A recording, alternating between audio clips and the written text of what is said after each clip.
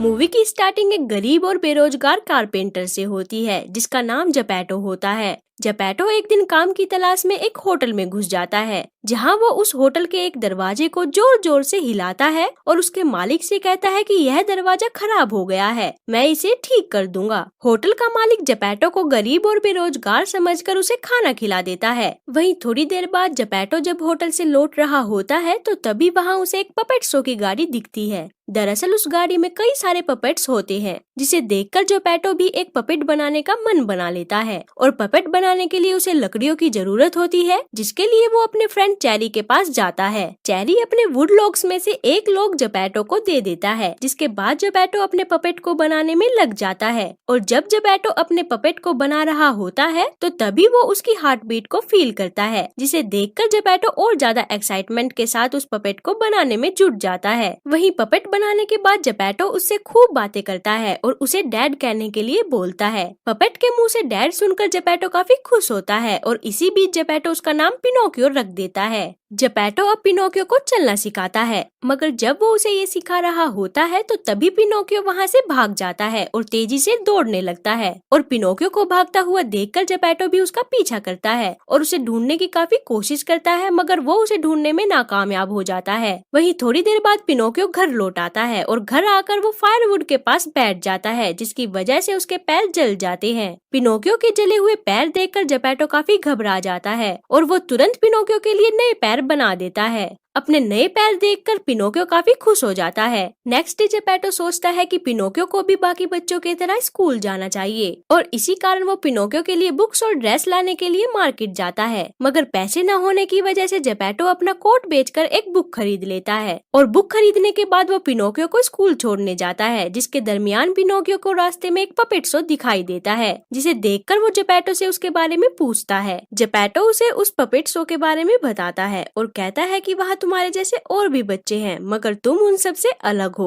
वही पिनोकियो को स्कूल छोड़ने के बाद जपैटो घर आ जाता है, लेकिन पिनोकियो अपनी क्लास में जाने के वजह पपेट शो देखने के लिए चला जाता है, जहाँ वो टिकट लेने के लिए अपनी बुक को बेच देता है। आगे हम देखते हैं कि शो के दौरान उन पपेट्स का ध्यान पिनोकियो की ओर चला जाता है और पिनोकियो को बगैर किसी रस्सी के मूव करता देख वे सभी पपेट्स चौंक जाते हैं और उसे घेर लेते हैं, जिन्हें देखकर शो का मालिक वहाँ आ जाता है और पिनोकियो को पकड़ लेता है। और शो खत्म होने के बाद वो अपना सारा सामान लेकर शहर से बाहर चला जाता है। दूसरी तरफ जपैटो अब पिनोकियो को लेने स्कूल जाता है, जहाँ उसे उस स्कूल के टीचर से पता चलता है कि पिनोकियो तो स्कूल आया ही नहीं। वहीं ये बात सुनकर जपैटो काफी घबरा जाता है और उसे ढूंढने के लिए वहाँ से निकल जाता है। कुछ देर ढूंढने के बाद जपैटो उसी दुकान पर पहुँचता है जहाँ पर कि पिनोकियो ने अपनी बुक बेची थी और शॉपकीपर से उसे पता चलता है कि पिनोकियो पपेट शो देखने गया था। वहीं दूसरी तरफ उस शो का मालिक अब खाना बनाने की तैयारी कर रहा होता है, जहाँ लकड़ियों की कमी के कारण वो पिनोकियो को जलाना चाहता था, मगर जब वो उसे जलाने जा रहा होता है तो तभी पिनोकियो उसे कहता है कि मेरे डैड काफी गरीब है और मैं उनका इकलौता बेटा हूँ, इसलिए मुझे मत जलाइए। पिनोकियो की ये सभी बातें सुनकर उसे उस पर दया आ जाती है, जिसकी वजह से वो पिनोकियो को छोड़कर दूसरे पपेट को जलाने लगता है, जिस पर कि पिनोकियो उसे कहता है कि तुम चाहो तो इनके बदले मुझे जला दो, पर इन्हें जाने दो। पिनोकियो की ये बात सुनकर उस शो के मालिक को उस पर फिर से दया आ जाती है और वो उसे 5 सोने के सिक्के देकर छोड़ देता है। आगे हम देखते हैं कि घर लौटते वक्त पिनोकियो की मुलाकात 2 चोरों से होती है, जिनका नाम फॉक्स और कैट होता है। दरअसल उन्हें उन सोने के सिक्कों के बारे में पता चल जाता है, जिसकी वजह से वे पिनोकियो को लालच देते हैं और कहते हैं कि यहाँ पास ही एक ऐसी जमीन है जहाँ इन सिक्कों को दबाने से वहाँ एक सोने का पेड़ उग जाएगा। और ये बात सुनकर पिनोकियो कैट और फॉक्स के साथ चलने के लिए तैयार हो जाता है। वहीं आगे रात हो जाने की वजह से वे तीनों एक होटल में रुकते हैं, जहाँ वे खाना खाकर सो जाते हैं। नेक्स्ट मॉर्निंग फॉक्स और कैट दोनों होटल से चले जाते हैं और उनके जाने के बाद उस होटल का मालिक पिनोकियो को बताता है कि तुम्हारे दोस्त किसी काम की वजह से यहाँ से चले गए हैं और वो तुम्हें जंगल के बाहर मिलेंगे।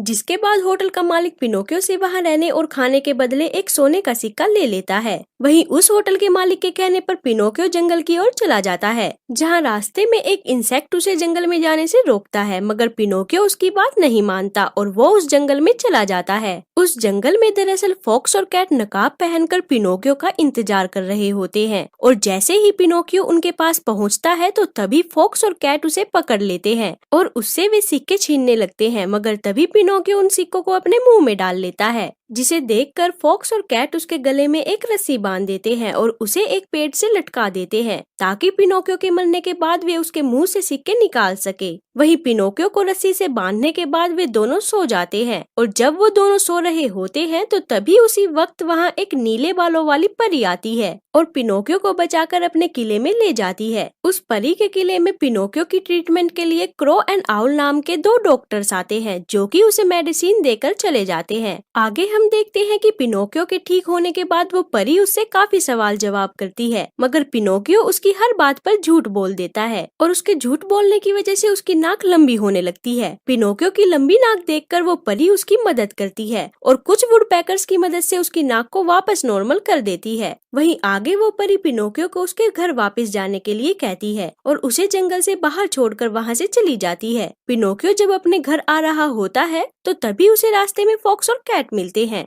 जिनसे मिलकर पिनोकियो काफी खुश होता है। दरअसल जब फॉक्स और कैट ने पिनोकियो को किडनैप किया था तो तब उन दोनों ने एक नकाब पहना था, जिसकी वजह से पिनोकियो उन्हें पहचान नहीं पाया था और इसलिए उसे कोई अंदाजा नहीं था कि वे किडनैपर जिन्होंने कि उसे किडनैप किया था वो और कोई नहीं बल्कि कैट और फॉक्स ही थे। आगे हम देखते हैं कि अब पिनोकियो से मिलने के बाद वे दोनों उसे उस जादुई जमीन पर ले जाते हैं, जहाँ वे फिर से उसे लालच देते हैं और उन सिक्कों को मिट्टी में दबा देते हैं। उन सिक्कों को मिट्टी में दबा देने के बाद वे दोनों पिनोकियो को पानी लाने के लिए भेज देते हैं। वही पिनोकियो जब पानी लेकर वापस आता है तो उसे वहाँ फॉक्स और कैट कहीं नहीं दिखाई देते और साथ ही उसे जमीन में दबाए हुए सिक्के भी नहीं मिलते, जिसे देखकर पिनोकियो वहाँ के एक कोर्ट में जाकर फॉक्स और कैट की शिकायत करता है और बताता है कि किस तरह उन दोनों ने उसे धोखा दिया है। मगर उस कोर्ट का जज पिनोकियो को ही पनिशमेंट देने लगता है और कहता है कि इस कोर्ट में सिर्फ निर्दोष को ही सजा मिलती है। और ये बात सुनकर पिनोकियो थोड़ा दिमाग से काम लेता है और उस कोर्ट के जज को बोलता है कि किसने कहा मैं निर्दोष हूँ,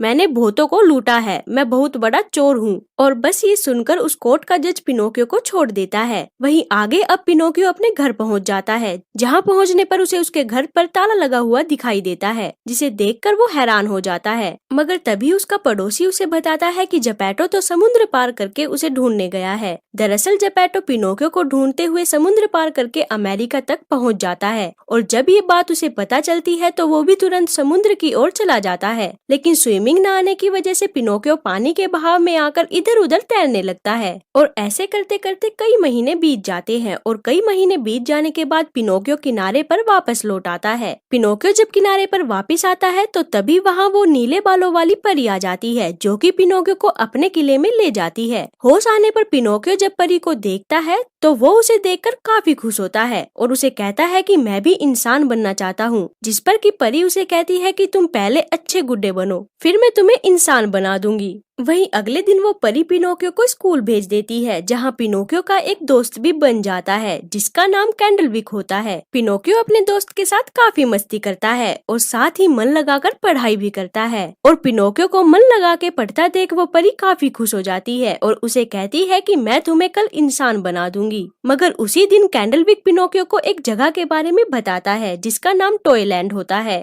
और वो उसे कहता है कि वो जगह काफी सुंदर और अच्छी है। साथ ही कैंडलविक उसे ये भी बताता है कि वो कल ही उस जगह पर जा रहा है, जिस पर कि पिनोकियो का भी वहाँ जाने का मन करता है, मगर वो कैंडलविक के साथ वहाँ नहीं जा पाता क्योंकि पिनोकियो को उस दिन उस परी के हाथों इंसान बनना था। वहीं अगले दिन जब पिनोकियो कैंडलविक को बाय करने आता है तो तब उससे रुका नहीं जाता और वो भी उसके साथ ही बैठकर टॉयलैंड चला जाता है। टॉयलैंड पहुंचकर सभी बच्चे खुश हो जाते हैं और काफी मौज मस्ती करने लगते हैं। अगले दिन हम देखते हैं कि जब पिनोकियो सोकर उठता है तो तब उसके कान डोंकी की तरह काफी बड़े हो चुके होते हैं और अपने कानों को इस तरह देखकर पिनोकियो काफी घबरा जाता है और तुरंत कैंडलविक के पास जाता है, जहां पहुंचकर वो देखता है कि कैंडलविक के कान भी उसके कानों की तरह बड़े हो चुके हैं और ये सब देखकर वे दोनों काफी घबरा जाते हैं। मगर जब वे दोनों अपने कानों को लेकर बातें कर रहे होते हैं तो तभी वे दोनों एक डोंकी में तब्दील हो जाते हैं। वही अब टॉयलैंड का मालिक वहाँ आ जाता है, जो कि पिनोकियो और कैंडलविक को डोंकी समझकर सर्कस में बेच देता है। आगे हम देखते हैं कि सर्कस में परफॉर्म करते वक्त एक दिन पिनोकियो को वो नीले बालों वाली परी दिखाई दे जाती है,